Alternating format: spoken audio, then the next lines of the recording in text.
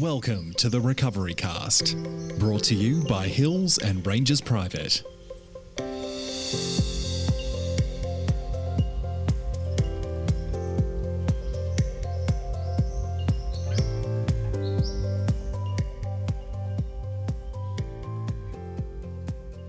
Welcome to the Recovery Cast, brought to you by Hills and Rangers Private. My name is Alexis and I'm a former alcoholic and addict now in recovery. The Recovery Cast is a podcast created by people in recovery from alcoholism and addiction, for people in recovery from alcoholism and addiction. This podcast is meant as a support tool for those in recovery. Everyone who participates in this podcast is in an active recovery program.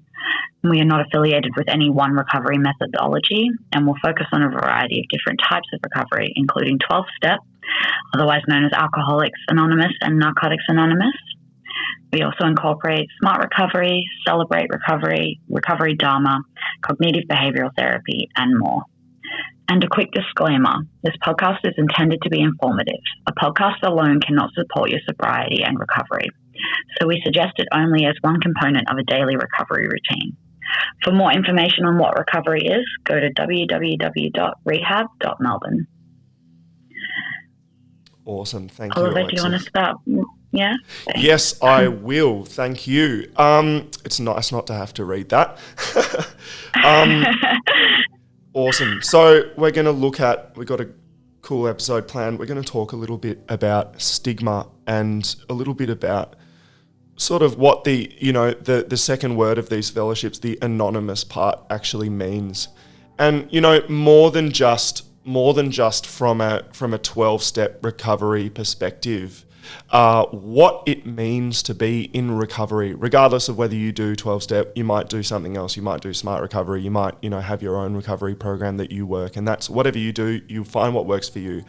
I think the thing that we all face is the stigma of being in recovery and the stigma of addiction, the stigma of alcoholism, and what that's like in terms of like the workforce and the public view of what that actually means. So we're going to talk about that, and that ties in very well with the reading, which is from the Alcoholics Anonymous Daily Reflections book, and it's November the 27th, and it's entitled The Perils of the Limelight. In the beginning, the press could not understand our refusal of all personal publicity. They were genuinely baffled by our insistence upon anonymity. Then they got the point. Here was something rare in the world. A society which said it wished to publicise its principles and its work, but not its individual members. The press was delighted with this attitude. Ever since, these friends have reported AA with an enthusiasm which the most ardent members would find hard to match. 12 Steps and 12 Traditions, page 182. It is essential for my personal survival and that of the fellowship that I not use AA to put myself in the limelight. Anonymity is a way for me to work on my humility. Since pride is one of my most dangerous shortcomings, practicing the humility is one of the best ways to overcome it. The fellowship of AA gains worldwide recognition by its various methods of publicising its principles and its work, not by its individual members advertising themselves. The attraction created by my changing attitudes and my altruism contributes much more to the welfare of AA than self-promotion. So, how interesting. I mean, what do you think, Alexis? Okay, so I was right there with you in that. Sorry. The self-promotion thing and anonymity have been something that I've had to get my head around. I don't shy away from the limelight whatsoever. And when I first came into NA, I was like, but this thing is saving my life. Like, why wouldn't I tell everyone about it? Do you know what I mean? And something that I've had to learn as I have grown in my program and I've learned about humility is, that it's not something that I need to brag about, and it's something that I need to put work into, not words into. if that also makes sense. It does, yeah. Yeah, so Cool.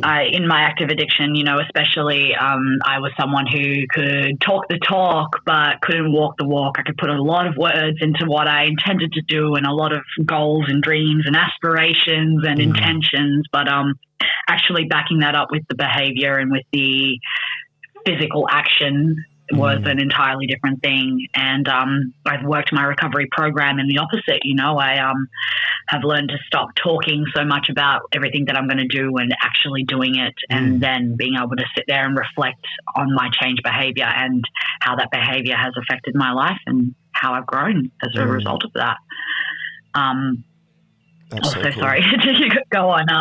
The stigma attached with AA and NA is something that I have never really been ashamed of or shied away from.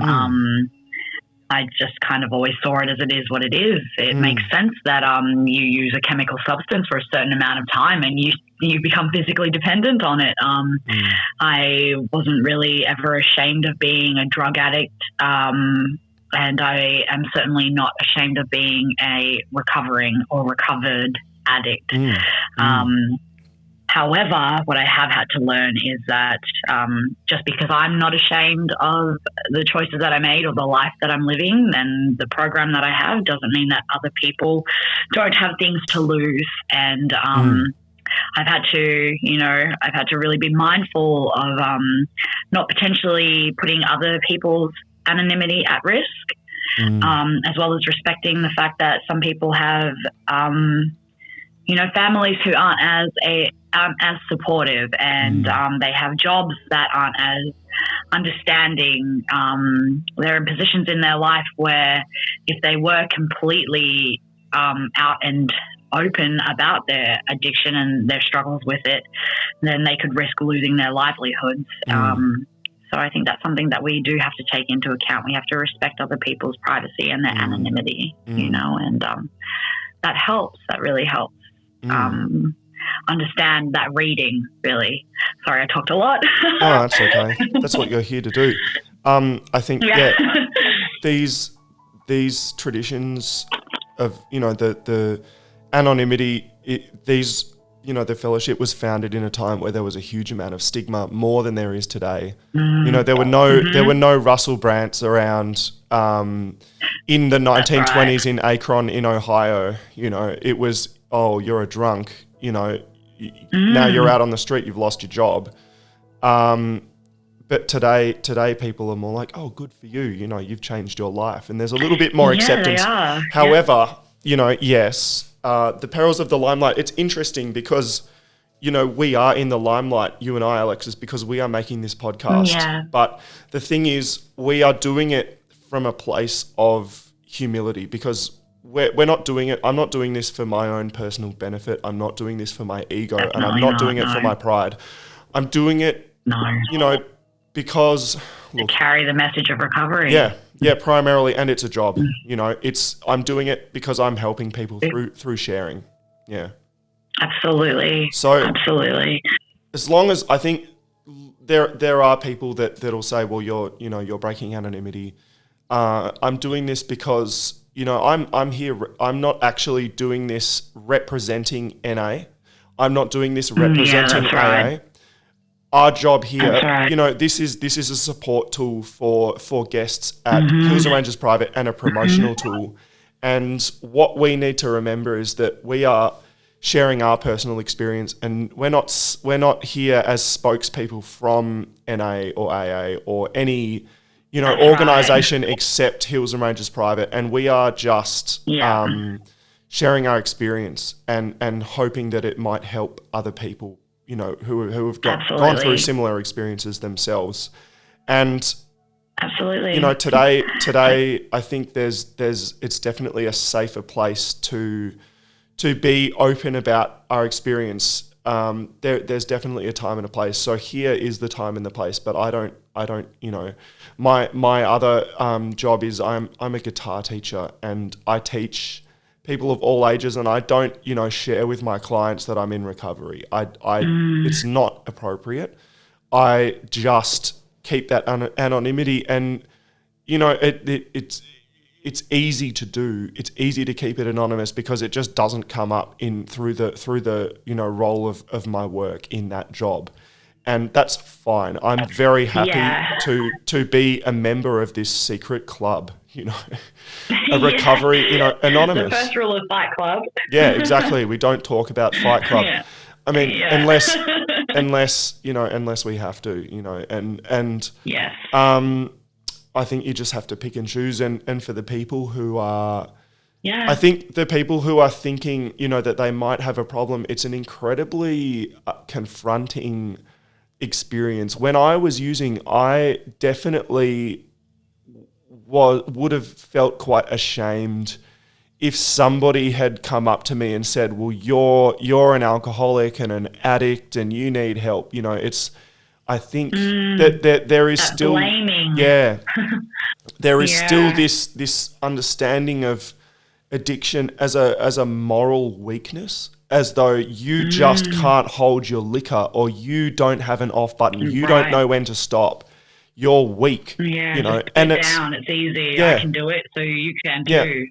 And it's doesn't work like that. Not in my mind. Well, not in the experience of millions of people around the world. Millions of us. Yeah. And it doesn't matter what culture you're from. Like, addiction touches, everybody. No. Yeah, and being able to find that commonality with one another. That we're not the only one who can't put it down. Is a massive part of recovery, being able to see that hey, I'm not alone. I go to these meetings, I listen to these podcasts, I go to these group sessions with other people who are trying to get clean or who are clean, and I hear my story. And that's a huge part for me personally, why I kept coming back, and after I heard my story, I learned that I was able to start sharing my story. And, that's also another huge part of it. It becomes empowering. We don't have to be in the limelight because we all, we all share it in a way. We are all sharing one another's pain. We are all sharing one another's reactions, responses, and recovery, really. Yeah, totally. And I think, there's fellowships and Hills and Ranges Private and all these things, these are safe judgment-free zones, but the world out there is, may not necessarily be. So we have to be careful where we publicize it and where we don't, Absolutely. And, I mean, what can our listeners take away from this? It's sort of difficult to say because it's quite, it's kind of an along the path thing. If you're a member of a fellowship or you've been in recovery for a while, I think our listeners will learn to understand this as their recoveries go on. That I have to. Yeah, I definitely. I would have walked down the street with a megaphone in early recovery, saying, "I'm clean, I'm clean." And not required. We learn that, and look, hopefully we don't sort of cause any damage. But it's just a learning curve. With that sentiment. Yeah, and anyway, we're going to take a quick break, and I think we're going to talk a little bit more about stigma and addiction as a health issue. Stand by. You're listening to the Recovery Cast by Hills and Ranges Private. Now playing daily on iTunes, Spotify, and YouTube. For more shows, visit us at www.rehab.melbourne.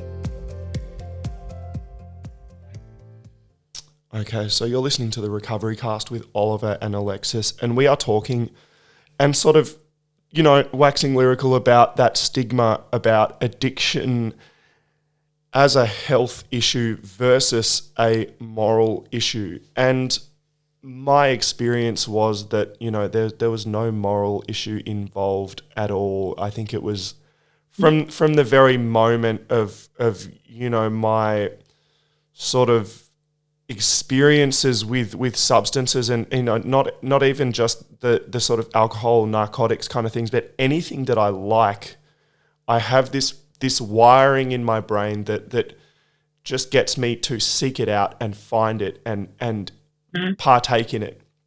whether that's behavior as well, anything that makes me feel good, I will do to excess. And it's not a moral thing. I'm not some kind of weakling that is sort of like drawn to this stuff. Like, it's literally just my brain. And I had to learn to accept that. And, once I accepted that, I was then able to do something about it. How do you feel about that, Alexis? So I think that there are numerous, if not multiple, biological, environmental, genetic, social, psychological factors that all play a part of what and how an addict is made,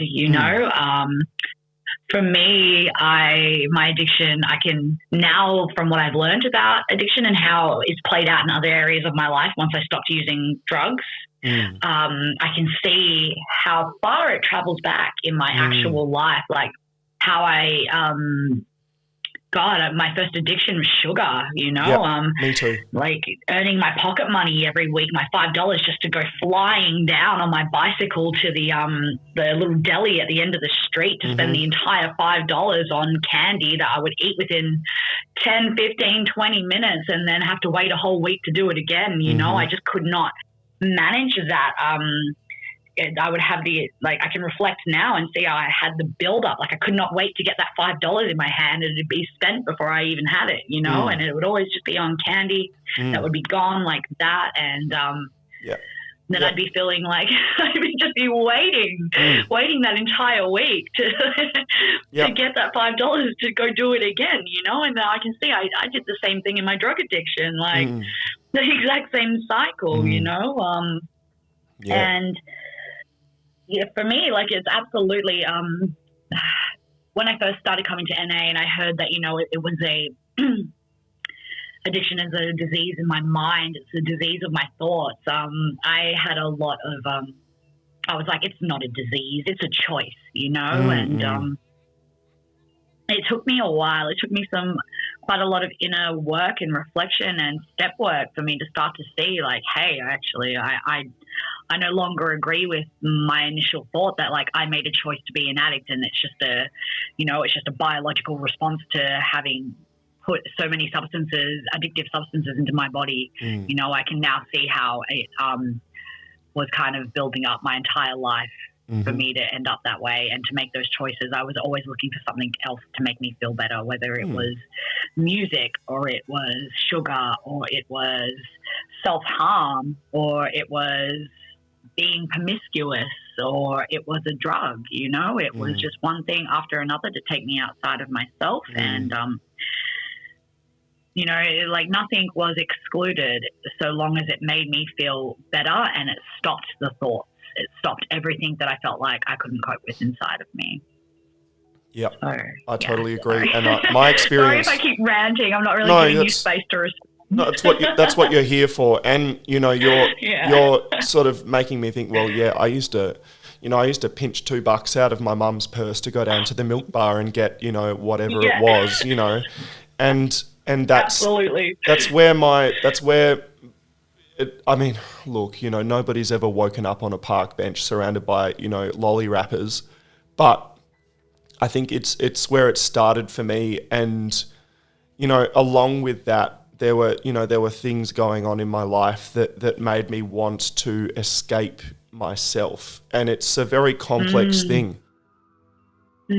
But I mean, the main thing is that I got to where I got to, and when I was even, I see it. I used to work in a hotel, and there would be guests that would be ordering, like a lot of drinks at 9 o'clock in the morning, and the people I worked with, this person, wrinkled up their nose and screwed up their face, and then said, "Oh, alcoholics," and I'm like, can you just relax, all right? Like, maybe this, we don't know, but also, even if they are, it's not something that you do that,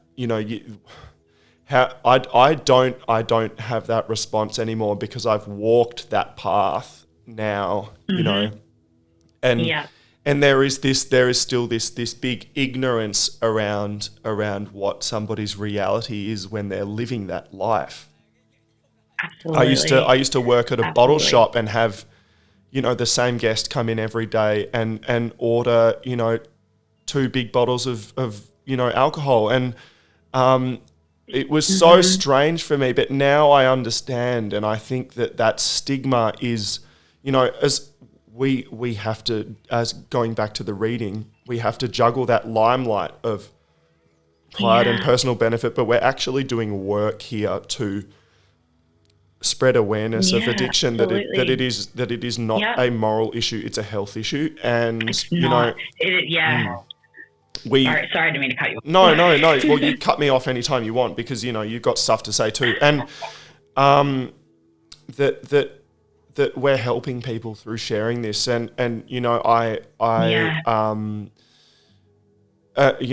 wouldn't go and talk to a client who I teach guitar to about my experience with addiction, and that addiction's, you know, a health issue and stuff. It's not appropriate. But if I hear somebody make a comment like that, or, you know, something like that, then I would say, well, you know, like, then, you know, it might actually be constructive to share my experience to someone and help them understand. Absolutely. And then, you know, they say, oh, I had no idea about that, about you, you know, and I'd tell them, well, you know, I'm actually no different to that person that, you know, is begging for change on, you know, on the street in the city. Yeah. You know, that's the same malady, the same illness. And, you know, it's not our fault that we are in that place. But for the listeners, you know, it's our choice what we do about it, and we have to become ready to make that change. And, you know, I became ready to make that change. Doesn't matter how you do it, but, you know, definitely, you know, that's where Hills and Ranges Private comes in. It's a judgment-free zone, and it's, you know, a proven, you know, treatment method. And it's, you know, from my experience, I get to see people go in there and change. And, you know, we learn. It's just literally about learning. And I think whether you have experience with addiction or not, you know, we need to learn about this and understand better, you know, the stigma and the all of these things that sort of come up, really. Yeah. Yeah. If I can say something that might be a little candid, I remember when I first started, like, really using heavier drugs, I was about 15, and I remember some of my friends were already they were a couple of years older than me, you know, but they were already using needles, and I wasn't using needles. And I remember making like a big thing about it in my head, like thinking that I was better than them, you know, because I could use the same drug and I didn't have to do it that way, and like blah, blah, blah, blah, blah, you know, and like having that separation of self, and like all my ego just trying to tell me, you know, like, well, I'm not going to do that. Like, I'll never be that. Within 7 years, I was using needles, like by the time I was 22, I was using needles every day. I don't know whether you should share that stuff on here, like, because I'm thinking, really? well, no, I cut that out then. No, I'm not going to cut it out, because I think, you know, that the part of me that is saying, don't say that, is the stigma of saying, because people will listen to this and go, sorry. no, don't, no, that's the thing, is I'm going to include this because this is so important to understand that's the stigma. It's the stigma that's saying that is bad. And the reality is that's addiction, and it's not bad. It's just something that needs to be treated. No, yeah, that's what I was trying to get at. Yeah. Sorry. No, exactly. I wasn't sure. Yeah. And but that's what I was trying to get at. You know, like I started off thinking that I was better than that, and then I ended up doing that anyway. And I carried a lot of shame over that for years. And now I don't have shame over that, because I can see the progression, you know, and I don't, obviously I make different choices. I make a lot like healthier choices in my life, but I always found it kind of interesting how I'd started off thinking I was better than those people who were doing exactly what I was going to end up doing anyway. And how I didn't understand that, like, I was an addict. I was just at a different stage in my recovery, in my addiction at that point, you know, and that was stigma as well, you know, like I was still a using addict, but that was stigma playing out in my head, being like, I'm better than that. I'll never do that. I can use the same drug and blah, blah, blah, blah. And then doing it anyway, and carrying that shame, Well, and furthermore, So, yeah, cut it out if you want, though. No, I don't want to like upset anyone. I don't edit these. This Okay, is sick. raw and this is real. And furthermore, what's the difference? What's the difference? Yeah, that's right. If you behave the same how I see way it now. around, if you behave the same way around something that you can buy from, the supermarket, or something you can buy from the bottle shop, or something you can get over the counter at the chemist, or something you go doctor shopping for, or something you get from a from a shady drug dealer, what's the difference? Yeah. The behavior is the same. Yeah. The mental processes are the same. Yeah. And my reality is that I never used what is conceived of as the hard drugs, TM. I was brought to my knees by the soft drugs, TM, and what's the difference? I was brought to my knees by that, to the point where I didn't want to live anymore, and that's what we're here to talk about. So there's no way that I'm going to cut that out. There's no way. The listeners need to hear that it doesn't matter what it is, and whatever the drug is, if it brings you to your knees, you qualify and you deserve recovery.